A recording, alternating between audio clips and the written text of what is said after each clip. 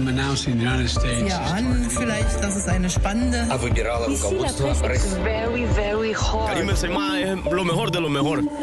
La revue de presse internationale sur Europe 1. Nous irons ce matin au Liban et en Italie. Première étape, la Pologne. Bonjour Marie Le Puloc. Bonjour. De quoi parle-t-on à Varsovie ? Eh bien, du gouvernement qui va couper le robinet des aides pour les réfugiés d'Ukraine. C'est le titre du quotidien Rzeczpospolita. Dans un mois, précise-t-il, il n'y aura plus d'argent pour le logement. Jusqu'ici, chaque personne hébergeant un réfugié recevait 40 zloty par jour, soit près de 8 €.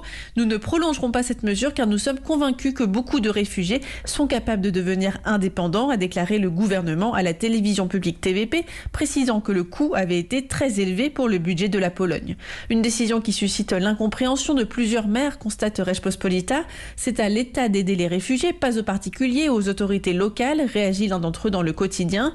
Des réfugiés qui n'auront plus le droit à des transports gratuits dans plusieurs villes de Pologne, indique également Notes from Poland. Merci Marie. Direction Beyrouth maintenant. Bonjour Inès Gilles. Bonjour. À la une, au Liban. Eh bien, la réélection de Nabi Berri à la tête du Parlement libanais. Le leader de la formation chiite, Amal, occupe ce poste en continu depuis 1992, alors les critiques sont vives au Liban.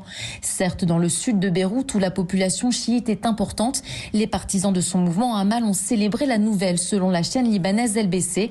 Mais le média L'Orient Today, qui qualifie Nabi Berri d'irremplaçable rouage du malheur libanais, rappelle que cet ancien chef de milice pendant la guerre civile est à la tête d'un immense réseau clientéliste.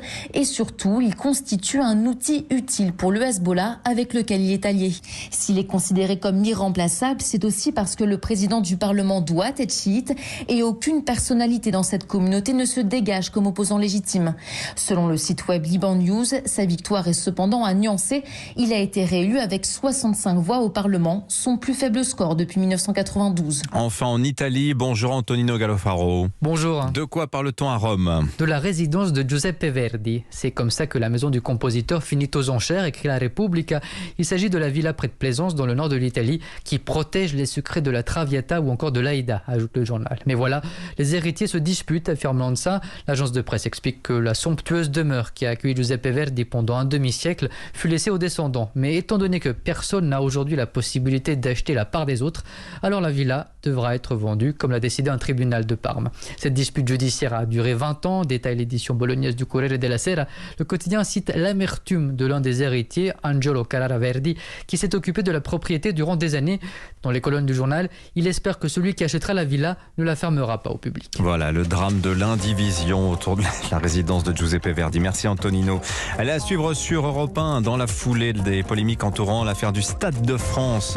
Regard ce matin sur des technologies principales de contrôle des foules, la reconnaissance faciale. On en est où en France ? On va voir ça avec André Lezecroc-Pietri dans 20 minutes, 6h56.